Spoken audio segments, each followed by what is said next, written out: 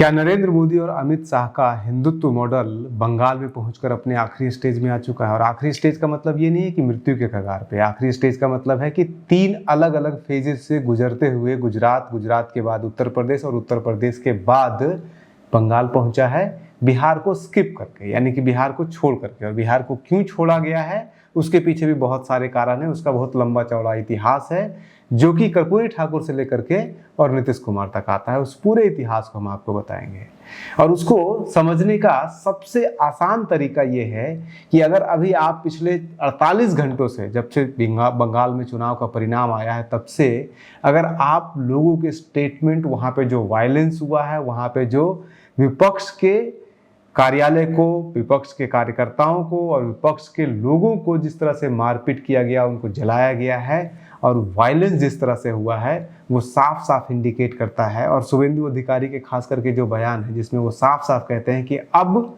बहुत हो गया, अब कोई भी सबका साथ सबका विकास नहीं चलेगा, अब जो साथ होगा सिर्फ उसी का विकास होगा। यानी जो आप अगर हमारे साथ हैं तो हम आपके साथ हैं। और एक दूसरे स्टेटमेंट में कहते हैं कि हम बंगाल पे ऐसे शासन करेंगे कि अगले 100 सालों तक बीजेपी का शासन खत्म यहाँ पे नहीं होगा। ये इंडिकेट कर रहा है विपक्ष विहीन बंगाल की। আপনারাও বলেছেন सबका साथ सबका विकास, আর বলবো না, বলবো जो हमारे साथ हम उनका साथ, जो हमारे साथ, जो हमारे साथ, जो हमारे साथ, हम उनका साथ, सबका साथ सबका विकास। बंद करो, नो नीड संख्यालघु मोर्चा। ভালো থাকুন। जय श्री राम, जय श्री राम, जय श्री राम। ওরা যা করেছে আপনারা করবেন না। গোটা রাজ্যের বিজেপি কর্মী সমর্থকদের বলবো, শান্তি রাখুন। ভারতীয় জনতা পার্টিকে একবার মানুষ এনেছে, আমরা এমন ভালো কাজ করব 100 বছর বিজেপি থাকবে। ऐसी राजनीति की नींव की कम से कम प्रयास तो जरूर किया जा रहा है, स्टेटमेंट तो जरूर दिए जा रहे हैं। सच्चाई आगे चल के क्या होता है वो भविष्य बताएगा, लेकिन एक मैसेज दिया जा रहा है विपक्ष विहीन। वो विपक्ष विहीन, कांग्रेस विहीन का जो नारा दिया गया था मोदी के द्वारा 2013-14 में, उसे बंगाल में लेबोरेटरी के रूप में इस्तेमाल किया जा रहा है। आज जब भाजपा जीती है, आज जब भाजपा जीती है तो बदला नहीं, बदलाव की बात होनी चाहिए। भय नहीं, भविष्य की बात होनी चाहिए। मेरी सभी राजनीतिक दलों के कार्यकर्ताओं से अपील है, आइए हिंसा के इस अंतहीन चक्र को हमेशा के लिए खत्म करें।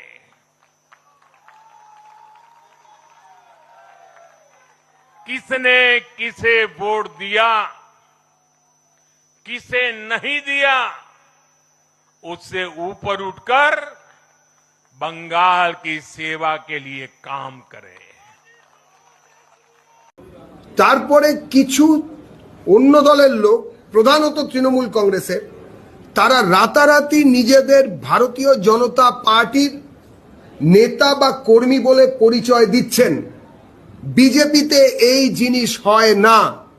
गुजरात में एक ऐसा प्रदेश जहाँ पे मुश्किल से 7 से 8% मुसलमान थे, वहाँ से लेबोरेटरी बनता है हिंदुत्व का। मोदी और शाह के हिंदुत्व का मॉडल का लेबोरेटरी बनता है, और जहाँ पे कि मुसलमान का राजनीतिक रूप से कोई वजूद नहीं था, जहाँ पे मुसलमानों का पॉलिसी में या कहीं पे भी कोई वजूद नहीं था, और वहाँ से शिफ्ट होता है एक ऐसे स्टेट में जो कि उत्तर प्रदेश है, जिसको योगी मॉडल कहा गया। जबकि वो योगी मॉडल जो था संभवतः मोदी मॉडल का हिस्सा था, एक स्टेज था जो कि संभवतः बंगाल में आने के बाद संभवतः गुजरा हुआ स्टेज माना जाए। उत्तर प्रदेश में जहां मुसलमान 20% थे, गुजरात में मुसलमान मात्र 7 से 8% थे, तो वहां पे रिलेवेंट ही नहीं थे मुसलमानों का राजनीति में कोई इंपॉर्टेंस या कोई था ही नहीं। लेकिन जब 20% वाले प्रदेश, उत्तर प्रदेश जहाँ पे मुसलमान 20%, तो वहाँ पे जब राजनीति आती है तो आप मुसलमानों को इग्नोर करके नहीं, मुसलमानों को कन्फ्रंट करके, जहाँ पे अतीक अहमद की हत्या होती है, वहाँ पे आजम खां को परेशान किया जाता है, उनके पूरे परिवार को ख़त्म किया जाता है, उनके पूरे परिवार को जेल में भेजा जाता है, तो एक कन्फ्रंट्रेशन वाली राजनीति कि आपने अगर हमारा कन्वर्जन पास्ट में किया था तो हम अब करेंगे। गुजरात में आपको कहीं पे भी नहीं दिखेगा, एक भी उदाहरण नहीं दिखेगा नरेंद्र मोदी के कार्यकाल के दौरान जब किसी जगह का, किसी गली का, किसी इमारत का नाम बदला गया हो। लेकिन उत्तर प्रदेश में आते ही सबसे पहले मुगल सराय का नाम बदला गया, इलाहाबाद का नाम बदला गया, फैजाबाद का नाम बदला गया, यानी कि बदला लेने वाली राजनीति की 20% अगर आप हैं मुसलमान जो कि हैं तो फिर आपसे बदला लिया जा सकता है। 7% की तो कोई बिसात ही नहीं, उससे क्या बदला लेना है। लेकिन उत्तर प्रदेश में सिर्फ बदला लेने तक था, यानी कि साफ वहां पे मैसेज था कि आपने जो हमसे छीना है वो हम आपसे छीन लेंगे और हिसाब बराबर हो गया, जो कि उत्तर प्रदेश में किया गया। विपक्ष को परेशान किया गया, विपक्ष को डैमेज पहुंचाने का प्रयास किया गया। अगर आप गुजरात में जाकर देखिएगा, उसी तरह से 2 अलग अलग फेजेस में देखिएगा, एक विपक्ष विहीन का जो यात्रा चला है 3 फेजेस में, और एक मुसलमानों को केंद्र में रख के जो राजनीति हुई है अमित शाह और मोदी मॉडल का हिंदुत्व की जो राजनीति हुई, इसको 3 फेजेस में, एक मुसलमान को केंद्र में रख के एनालिसिस कीजिए और एक विपक्ष विहीन जो राजनीति का मॉडल है उसको केंद्र में रख के देखिएगा, तो दोनों साथ साथ चल रहा है। गुजरात में विपक्ष पे ऊपर कभी भी नरेंद्र मोदी ने ध्यान ही नहीं दिया, कौन विपक्ष है, विपक्ष क्या कर रहा है, उसको कैसे रिस्पॉन्ड करना है, बिल्कुल ध्यान नहीं दिया। अगर आप उनके 13 साल के टेन्योर को देखिएगा तो उसी तरह से मुसलमान क्या कर रहे हैं, वो क्या बोल रहे हैं, उससे नरेंद्र मोदी को चीफ मिनिस्टर रहते हुए कोई फर्क नहीं पड़ा, क्योंकि 7% ही थे और विपक्ष भी वहां पे मजबूत नहीं था। लेकिन उत्तर प्रदेश में आकर के मुसलमानों से बदला लिया गया, मुसलमानों को एक दुश्मन के रूप में प्रोजेक्ट किया गया, मुसलमानों को इस रूप में प्रोजेक्ट किया गया कि आपने जो हमारे साथ गलत किया था उसका अब हम बदला लेंगे, आपने अगर नाम पहले बदला था तो अब नाम हम बदलेंगे, आपने पहले गुंडे किया था तो अब हम गुंडे करेंगे। ये मॉडल रहा उत्तर प्रदेश का। लेकिन अब जब उत्तर प्रदेश से उछल करके बंगाल में गया है, उसके ऊपर भी हम बात करेंगे कि बिहार में आखिर वो मॉडल कोई सा भी इनका मॉडल, ना तो विपक्ष वाला, विपक्ष विहीन वाला मॉडल यहाँ पे चल पाया और ना ही मुस्लिम वाला चल पाया। एक्सेप्शन है बिहार, पूरे नॉर्थ इंडिया में ये डायरेक्ट बंगाल में जाता है। और बंगाल में आप देखिएगा शुभेंदु अधिकारी से लेकर जितने भी तमाम लोग हैं उनके स्टेटमेंट आ रहे हैं कि अब विपक्ष नहीं चाहिए, आपने विपक्ष को खत्म करने का प्रयास किया जा रहा है, क्योंकि मुसलमान 30% है वहाँ पे, और मुसलमान वहाँ पे उस स्थान पे, उस पॉलिटिकल पोजीशन पे था जहाँ पे मुसलमानों से सिर्फ बदला लेकर के काम नहीं चलेगा। मुसलमानों के अस्तित्व को खत्म करना पड़ेगा या फिर उनकी राजनीति के अस्तित्व को खत्म करना पड़ेगा, क्योंकि 30% है, कभी भी खतरा पैदा कर सकते हैं वो अगर एकजुट हो गए तो, जो कि एक तरह के नए अपार्थाइड, जिसे आप साउथ अफ्रीका में देख सकते हैं कि जहाँ पे कानूनी रूप से साफ साफ बोला जा रहा है कि आप, शुभेंदु अधिकारी का स्टेटमेंट है, सब हिंदू घरे ध्वज लागाते হবে কাল সকালের মধ্যে, সব হিন্দু ঘরে ধ্বজ উঠবে, একদম সেপারেট করে দাও এখানকার এই সব জিহাদি মৌলবাদীদের সাথে আমাদের হিন্দুদের, আর সব মন্দিরে মাইক টাঙাও এবং হর্ন দাও গোটা গ্রামে, 10 প্রত্যেক শাক বিতরণ করো। ধর্ম পরিবর্তন করতে হবে, এখনো পর্যন্ত ওরা ধর্ম পরিবর্তন করতে হবে। सभी हिंदू को कहा जा रहा है कि आप अपने घर पे पताका लगाइए, आप अपने घर को हिंदू, अपने घर की पहचान हिंदू के रूप में कीजिए, ताकि अगर आप हिंदू अपने अपनी पहचान कर लेंगे तो मुसलमानों को पहचानना आसान होगा और फिर उनके साथ डिस्क्रिमिनेशन करना आसान होगा। ये सारे स्टेटमेंट इसी रूप में रीड किए जा रहे हैं, सोशल मीडिया से लेकर मीडिया पे हर जगह चल रहे हैं, लेकिन इसके उस पैटर्न को कोई पकड़ने का प्रयास नहीं कर रहा है जो गुजरात से चलते हुए उत्तर प्रदेश पहुंचा है, उत्तर प्रदेश से आकर के अब वेस्ट बंगाल में पहुंचा है। अब सवाल उठता है कि आखिर बिहार में आकर के ये फेल क्यों हो गया और कैसे फेल हुआ? क्या इसके लिए सिर्फ नीतीश कुमार जिम्मेदार हैं? बिल्कुल नीतीश कुमार जिम्मेदार हैं, लेकिन सिर्फ नीतीश कुमार जिम्मेदार नहीं है, क्योंकि बिहार की राजनीति वो राजनीति है जिसमें अगर आप विपक्ष के एंगल से देखिएगा तो बिहार में कोई पहली बार नहीं है। बिहार 60 और 70 के दशक में भी वही राजनीति किया करता था जब कर्पूरी ठाकुर जैसे लोग जो कि विपक्ष में थे, जो कि बिल्कुल विरोधी दल में हुआ करते थे और कर्पूरी ठाकुर को ललित नारायण मिश्रा यानी कि जो मुख्यमंत्री बिहार के रहे हैं, कांग्रेस के गद्दावर नेता रहे हैं, वो फाइनेंशियल मदद किया करते थे कर्पूरी ठाकुर को। और फाइनेंशियल मदद किस चीज में? पार्टी चलाने में ही तो, राजनीतिक गतिविधि में ही तो एक कांग्रेस का नेता एक अपने विपक्षी दल के नेता को सिर्फ सम्मान नहीं दे रहा है, सिर्फ स्नेह नहीं दे रहा है, बल्कि उनको फाइनेंशियल मदद कर रहा है ताकि आप जिंदा रहें, आप रहिए, आपका सम्मान है। ये परंपरा बिहार की राजनीति में ये परंपरा बहुत पुरानी है। और एक दो नहीं, सिर्फ कर्पूरी ठाकुर और ललित नारायण मिश्रा का उदाहरण नहीं है, भरे हैं, दर्जनों नहीं सैकड़ों उदाहरण आपको छोटे छोटे जगह पे अगर जाकर देखेंगे।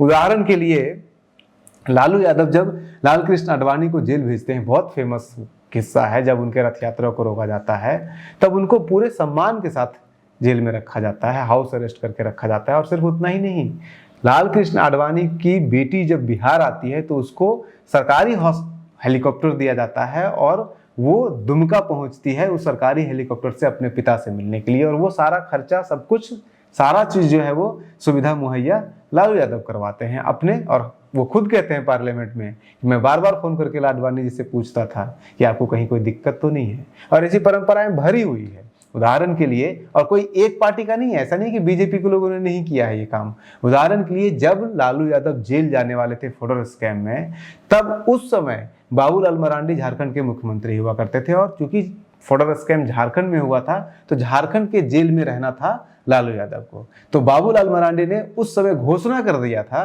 कि लालू यादव जी को वही ट्रीटमेंट मिलेगा, वही जेल में सारी सुविधाएं दी जाएगी जो एक आम कैदी को दिया जाता था। उस समय भाजपा के नेता सुशील कुमार मोदी जी ने बकायदा बाबूलाल मरांडी से बात भी किया, मीडिया में स्टेटमेंट भी दिया और कहा, रिक्वेस्ट किया बाबूलाल मरांडी से कि लालू यादव जी विपक्ष के नेता जरूर हैं, लेकिन वो विपक्ष भी सत्ता का, शासन का हिस्सा है। उन्हें वो सारे सम्मान, वो सारी सुविधाएं जो झारखंड के जेलों में सबसे बेस्ट हो सकता है, सबसे बढ़िया हो सकता है, वो दिया जाना चाहिए, रिक्वेस्ट करते हैं और लालू यादव जी को वो मिलता है। अब लालू यादव जी का देखिए कि जब लालू यादव जी के साथ अभी नीतीश मिश्रा के पिता जो जगन्नाथ मिश्रा हैं, ललित नारायण मिश्रा के पुत्र और नीतीश मिश्रा के पिता जगन्नाथ मिश्रा, वो भी फोडर स्कैम में उसी जेल में जाते हैं। तो लालू यादव आग्रह करते हैं जेल प्रशासन से और झारखंड सरकार से कि जो सुविधाएं मुझे मिल रही है वही सुविधाएं जगन्नाथ मिश्रा को भी दिया जाए। जबकि जगन्नाथ मिश्रा विरोधी दल के नेता हुआ करते थे लालू यादव के, जगन्नाथ मिश्रा कांग्रेस के लीडर हुआ करते थे और जगन्नाथ मिश्रा को हटा करके ही लालू यादव मुख्यमंत्री बने हैं बिहार के। तो ऐसे बहुत सारे उदाहरण मिलेंगे, आप 60-70 से लेकर के इवन आप पहले मुख्यमंत्री जो श्री बाबू हुआ करते थे और उनके और जो अनुग्रह नारायण हुआ करते थे, इन दोनों के बीच में 36 का आंकड़ा रहता था, क्योंकि दोनों मुख्यमंत्री बनना चाहते थे, दोनों की राजनीतिक महत्वाकांक्षाएं होती थी। लेकिन जब दोनों मिलते थे तो और जब दोनों के बीच में बात होती थी, दोनों एक दूसरे के कंधे पे सर रख करके फूट फूट के रोते भी थे। राजनीतिक प्रतिद्वंदिता अलग है, रिलेशनशिप अलग है। ये बिहार की राजनीति में आपको एक नहीं सैकड़ों उदाहरण दिख जाएंगे। अब्दुल गफूर बिहार के कांग्रेस के सीएम हुआ करते थे, लेकिन वही अब्दुल गफूर जेपी जयप्रकाश नारायण का घर जो यहीं कदम कुआं में पटना में हुआ करता था, सरकार की तरफ से ये ऑर्डर निकाल के कहा कि पूरे पटना में लाइट कटे तो कटे, लेकिन जयप्रकाश नारायण के घर की लाइट 24 घंटा रहनी चाहिए वहां पे, जैसे मुख्यमंत्री आवास में 24 घंटा रहता था। लेकिन उसी जयप्रकाश नारायण को इंदिरा गांधी चंडीगढ़ में जेल में, यहां तक आरोप लगता है कि चंडीगढ़ के जेल में इंदिरा गांधी ने उनके हेल्थ को इतना खराब किया कि संभवतः उन्हें मारने तक का प्रयास किया गया जयप्रकाश नारायण को। लेकिन उसी इंदिरा गांधी के एक मुख्यमंत्री बिहार में अब्दुल गफूर ये ऑर्डर निकाल रहे हैं कि जयप्रकाश नारायण के घर के अंदर बिजली की सप्लाई 24 घंटे होनी चाहिए। तो ऐसे बहुत सारे उदाहरण मिलेंगे। एक और इसी तरह का उदाहरण है कि बिंदेश्वरी दुबे जो कि बिहार में कांग्रेस के मुख्यमंत्री हुआ करते थे, और बिंदेश्वरी दुबे के ऊपर जब वो मुख्यमंत्री थे और लालू यादव यहाँ पे विधायक और सांसद हुआ करते थे बिहार की राजनीति में, तब उस समय बिंदेश्वरी दुबे के ऊपर कांग्रेस के नेता ये आरोप लगाते थे कि हम कांग्रेस के नेताओं को कम इंपॉर्टेंस देते हैं, कम तरजीह देते हैं, हमारा काम करते नहीं, और लालू यादव कुछ भी कहे तो उसका काम हो जाता है। लालू यादव को आपके लिए सबसे ज्यादा प्यारा है, जबकि लालू यादव विपक्षी दल का नेता हुआ करते थे। ऐसे बहुत सारे उदाहरण मिल जाएंगे, इसीलिए बिहार को स्किप करना पड़ा। तो सिर्फ नीतीश कुमार तक सीमित नहीं है। नीतीश कुमार तो ने जो किया है, जिस तरह से डील किया है बीजेपी को, जिस तरह से यहाँ पे वैमनस्य की राजनीति नहीं स्थापित होने दिया है, वो तो आप जानते हैं, उसकी कहानी हमें आपको बताने की जरूरत नहीं है। लेकिन योगी और अमित शाह के मॉडल में, हिंदुत्व के मॉडल में बिहार एक एक्सेप्शन है। बिहार एकमात्र राज्य है पूरे नॉर्थ इंडिया का जहां पे आपने देखा होगा कि जब सत्ता परिवर्तन हुआ तो किसी तरह का ना कोई किसी शहर का 2005 में, आज लोग कह रहे हैं कि पश्चिम बंगाल के अंदर जंगल राज था, इसलिए जंगल राज को खत्म किया जा रहा है, इसलिए इतने सारे वायलेंस हो रहे हैं। तो बिहार में भी तो जंगल राज था। जंगल राज तो टर्म ही कॉइन किया गया बिहार में। लेकिन जब 2005 में बिहार में सत्ता परिवर्तन हुआ तो न तो किसी विपक्ष के किसी नेता के साथ अभद्र व्यवहार किया गया, ना मारपीट किया गया, ना विपक्ष के किसी ऑफिस को कैप्चर किया गया। तो बिहार एक एक्सेप्शन रहा है। लेकिन इस पूरे योगी, मोदी, या फिर आप कह सकते हैं कि अमित शाह और मोदी के मॉडल में, हिंदुत्व के मॉडल में, जो गुजरात से चला 7% मुसलमान और विपक्ष की नगण्यता के साथ उत्तर प्रदेश पहुंचता है 20% मुसलमान, मजबूत विपक्ष, और विपक्ष को परेशान करना, विपक्ष को डैमेज करने का पूरा प्रयास किया गया। और एक अब पहुंचा है पश्चिम बंगाल, जहां पे 30% मुसलमान, जो 30% मुसलमान कभी भी सत्ता का परिवर्तन कर सकते हैं, उनके अस्तित्व को परमानेंटली डैमेज करने का प्रयास किया जा रहा है। और शुभेंदु अधिकारी वगैरह के जितनी भी स्टेटमेंट आ रहे हैं वो साफ इंडिकेट कर रहे हैं कि अगर जो वो कह रहे हैं वो होता है तो संभवतः बिहार में, या फिर बिहार नहीं, बंगाल में एक लेबोरेटरी तैयार हो रहा है जो कि एक अपार्थाइड की तरह है। और ये लेबोरेटरी का नेक्स्ट स्टेज जो होगा वो वहीं जाके पूरा होगा जब केरल के अंदर होगा, क्योंकि केरल के अंदर भी लगभग 28-29% मुसलमान हैं। आप बन रही न्यूज़ हंटर के साथ। नमस्कार।